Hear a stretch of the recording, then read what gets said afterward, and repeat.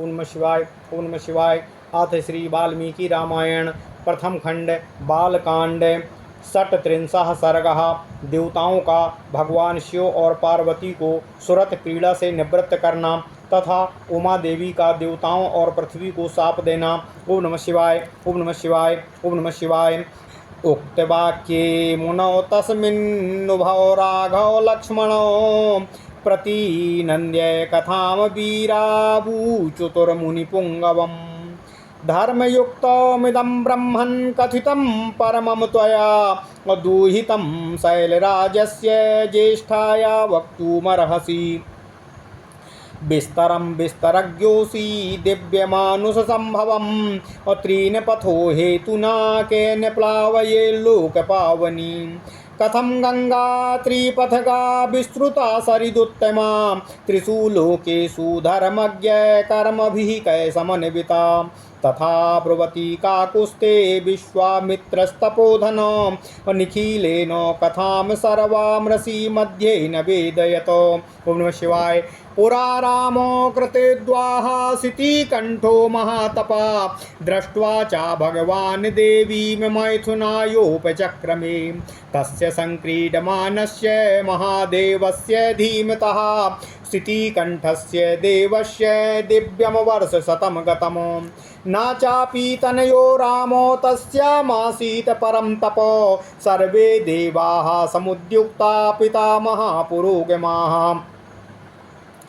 यद्युहोत्पद्यते भूतं कस्ततो प्रतिसह्यति अभिगम्य सुरा सर्वे प्रणिपत्येदं ब्रुवन्। देवदेवो महादेवो लोकस्यास्य हिते रतो सुराणां प्रणिपातेन प्रसादं कर्तुमर्हसि। नालोकाधारयिष्यन्ति तव तेजासुरोत्तमा ब्राह्मोण तपसा युक्तो देव्या सह तपश्चरा। त्रैलोक्यहितकामार्थं तेजस्तेजसि धारय और रक्ष सर्वान्यमान लोकान् नालोकं कर्तुमर्हसि। ओम नमः शिवाय। देवतानां वचा श्रुत्वा सर्वलोको महेश्वरा अबाणमित्यब्रवीद सर्वान् अपुनश्चेदम्बुवाच। धारयिष्याम्यहं तेजस्तेजसैव महोमया धारयिष्याम्यहं तेजस्तेजसेव सहोमया त्रिदशा पृथ्वी चैव निर्माणामधिगच्छतु। यदिदं सुवितं स्थानान् मम तेजो ह्यनुत्तमं धारयिष्यति कस्तन्मे ब्रुवन्तु सुरसत्तमाः। एवं मुक्तास्ततो देवाः प्रत्युचुर्वृषभध्वजं यत्तेजासुवितं ह्याद्य तद्वरा धारयिष्यति। एवं मुक्ता सुरपतिः तमु प्रमुमोच महाबला तेजसा पृथ्वी येन व्याप्त्या सगिरिकाननाः। ततो देवा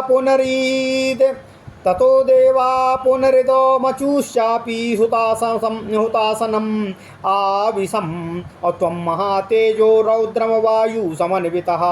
तदग्निना पुनर्व्याप्तं संजातं श्वेतपर्वतं दिव्यं सर्वणं चैव पावकादित्यसन्निभम्। ओम नमः शिवाय। ओम नमः शिवाय। ओम नमः शिवाय। ओम नमो भगवते वासुदेवाय। ओम देवकी सुखगोविंद वासुदेव जगत्पति देहिमितनियं कृष्ण त्वाम अहम शरणं गतः। यत्र जातो महातेजा कार्तिकेयोऽग्नि संभवा अथो माम अचा शिवं चैव देवा सरसी गणास्तथा पूजयामासुरत्यर्थं सुप्रीतो मनसस्तदाः। अथ शैलो सुता रामो त्रिदशानिदं ब्रवीत समन्यूर सपत सर्वान् क्रोध संरक्तलोचनां। यस्मान्निवारिता चाहं संगता पुत्रकाम्यया आपत्यं शेषु दारेषु नोत्पादयितुमर्हथ। अद्य अद्य प्रवर्ति युष्माकम् अप्रजा सन्तु पत्न्यः एवमुक्त्वा सुरान् सर्वान् सशाप पृथिवीमपि अवने नैकरूपा त्वं बहुभार्यां भविष्यसि नाचा पुत्रकृतां प्रीतिं मत्क्रोध कलुषीकृता प्राप्स्यसि त्वं सुदुर्मेधो मम पुत्रो मनिच्छति तान् सर्वान् पीडितान् दृष्ट्वा सुरान् सुरपतिस्तदा गमनायोपचक्रामो दिशं वरुणपालितामो असागत्य तप अतिष्ठानो सागत्वा तप अतिष्ठत पार्श्वे तस्योत्तरे गिरे अहिमवत प्रभवे श्रृंगे सह देव्या महेश्वरः ईशते विस्तरो रामो शैलपुत्र्या निवेदिता गंगायाः प्रभवं चैव शृणुवे सह लक्ष्मणः। ओम नमः शिवाय, ओम नमः शिवाय, ओम नमः शिवाय। ओम नमो भगवते वासुदेवाय। ओम देवकी सुतो वासुदेव जगत्पते देहि मे तनियं कृष्ण त्वाम अहम शरणं गतः। ओम नमः शिवाय, ओम नमः शिवाय, ओम नमः शिवाय। अथ श्रीमद् वाल्मीकि रामायण प्रथम खंड बालकांड 36वां सर्ग देवताओं द्वारा भगवान शिव को श्रुत कीड़ा से निवृत्त करना तथा उमा देवी का देवताओं और पृथ्वी को शाप देना। ओम नमः शिवाय, ओम नमः शिवाय। नारद जी कहते हैं, हे ऋषि सनत कुमारो, विश्वामित्र जी की बात समाप्त होने पर भगवान श्री राम और लक्ष्मण दोनों वीरों ने उनकी कही हुई कथा का अभिनंदन करते हुए मुनिवर विश्वामित्र से हाथ जोड़कर इस प्रकार निवेदन किया, हे ब्राह्मण, आपने यह बड़ी ही उत्तम धर्मयुक्त कथा हमें सुनाई है। अब आप गिरिराज हिमवान की ज्येष्ठ पुत्री गंगा के दिव्यलोक तथा मनुष्यलोक से संबंध होने का वृत्तांत विस्तार से सुनाने की कृपा कीजिए, क्योंकि आप विस्तृत वृत्तांत के ज्ञाता हैं। हे देव, लोक को पवित्र करने वाली गंगा किस कारण से 3 मार्गों में प्रवाहित होती है? सरिताओं में श्रेष्ठ गंगा की त्रिपथगा नाम से प्रसिद्धि क्यों हुई? हे ऋषिवर धर्मज्ञ महर्षि, तीनों लोकों में वे अपनी 3 धाराओं के द्वारा कौन कौन से कार्य करती हैं? हे देव, श्री रामचंद्र जी के इस प्रकार पूछने पर तपोधन विश्वामित्र जी ने मुनि मंडली के बीच में गंगा जी से संबंध रखने वाली सारी बातें पूर्ण रूप से उनको कह सुनाई। विश्वामित्र जी बोले, हे श्री राम, पूर्व काल में महातपस्वी भगवान नीलकंठ ने रुद्र देवी के साथ विवाह करके उनको नववधि को रूप में अपने निकट आई देख उनके प्रति रति क्रीड़ा आरंभ की। परम बुद्धिमान महान देवता भगवान नीलकंठ के उमा देवी के साथ क्रीड़ा विहार करते हुए 100 दिव्य वर्ष बीत गए थे। शत्रुओं को संताप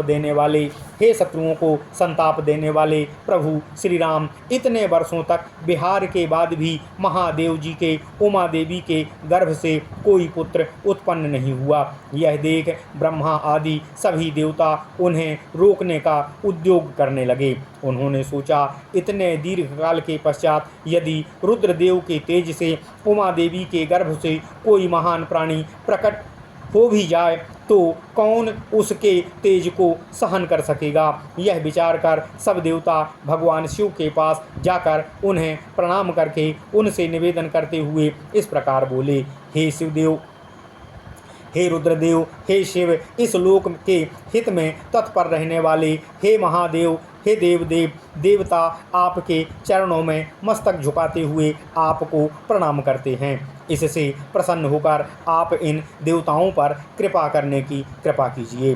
हे सुरश्रेष्ठ, ये लोग आपके तेज को धारण नहीं कर सकेंगे, अतः आप क्रीड़ा से निवृत्त होकर वेद बोधित तपस्या से युक्त होकर उमा देवी के साथ तप प्रारंभ कीजिए। तीनों लोकों के हित की कामना से अपने तेज और वीर्य को तेज स्वरूप अपने आप में ही आप धारण करने की कृपा कीजिए और इन सब लोकों की रक्षा कीजिए, लोकों का विनाश ना करिए। देवताओं की यह बात सुनकर सर्वलोक महेश्वर भगवान शिव ने बहुत अच्छा कहकर उनका अनुरोध स्वीकार कर लिया। फिर उनसे इस प्रकार कहा, हे देवताओं, उमा सहित मैं अर्थात हम दोनों अपने तेज से ही तेज को धारण कर लेंगे। पृथ्वी आदि सभी लोगों के निवासी शांति का लाभ प्राप्त करें, उन्हें इससे कोई हानि और क्षति नहीं होगी। किंतु हे सुरश्रेष्ठगण, यदि मेरा यह सर्वोत्तम तेज और वीर्य क्षुब्ध होकर अपने स्थान से स्खलित हो जाए तो उसे कौन धारण करेगा, मुझे यह बताओ।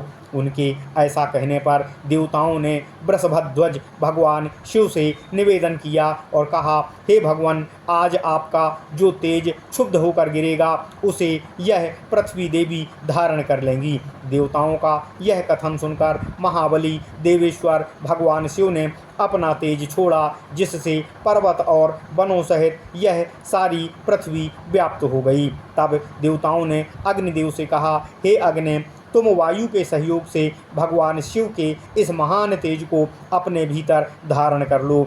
अग्नि से व्याप्त होने पर वह तेज श्वेत पर्वत के रूप में परिणित हो गया, अर्थात साथ ही वहाँ दिव्य सरकंडों का वन भी प्रकट हो गया, जो अग्नि और सूर्य के समान तेजस्वी प्रतीत होता है। ओम नमः शिवाय, ओम नमः शिवाय। उसी वन में अग्नि जनित महातेजस्वी कार्तिकेय का प्रादुर्भाव हुआ। इसके बाद ऋषियों सहित देवताओं ने अत्यंत प्रसन्नचित्त होकर देवी उमा और भगवान शिव का बड़े ही भक्तिभाव से पूजन किया, अभिनंदन किया। विश्वामित्र जी कहते हैं, हे श्री राम, इसके बाद गिरिराज नंदिनी उमा के नेत्र क्रोध से लाल हो गए। उन्होंने समस्त देवताओं को रोषपूर्वक शाप दे दिया और बोली, देवताओं, मैंने पुत्र प्राप्ति की इच्छा से पति के साथ समागम किया था, परंतु तुमने मुझे रोक दिया, अतः अब तुम लोग भी अपनी अपनी पत्नियों से संतान उत्पन्न करने के योग्य नहीं रह जाओगे। आज से तुम्हारी पत्नियां संतानोत्पादन नहीं कर सकेंगी और संतानहीन ही रहेंगी। इस सब देवताओं से ऐसा कहकर देवी उमा ने पृथ्वी को भी शाप दिया, हे भूमे, तेरा एक रूप नहीं रह जाएगा, तू बहुतों की भार्या होगी। खोटी बुद्धि वाली पृथ्वी, तू चाहती थी कि मेरे पुत्र ना हो, अतः मेरे क्रोध से कलुषित होकर तू भी पुत्र जनित सुख और प्रसन्नता का अनुभव कभी नहीं कर सकेगी। उन सब देवताओं को उमा देवी के शाप से पीड़ित देख देवेश्वर भगवान शिव ने उस समय पश्चिम दिशा की ओर प्रस्थान कर दिया। वहां से जाकर हिमालय पर्वत के उत्तर भाग में उसी के एक शिखर पर उमा देवी के साथ भगवान महेश्वर तप करने लगे। लक्ष्मण सहित श्री राम, यह मैंने तुम्हें गिरिराज हिमवान की छोटी पुत्री उमा देवी का विस्तृत वृत्तांत सुनाया है। अब मैं आपको गंगा के प्रादुर्भाव की कथा आगे सुनाऊंगा। ओम नमः शिवाय। इत्यार्षे श्रीमद् रामायणे वाल्मीकिये आदि काव्ये बालकांडे षट्त्रिंशः सर्गः। इस प्रकार श्री वाल्मीकि निर्मित अर्ष रामायण आदि काव्य के बालकांड में 36वां सर्ग पूर्ण हुआ।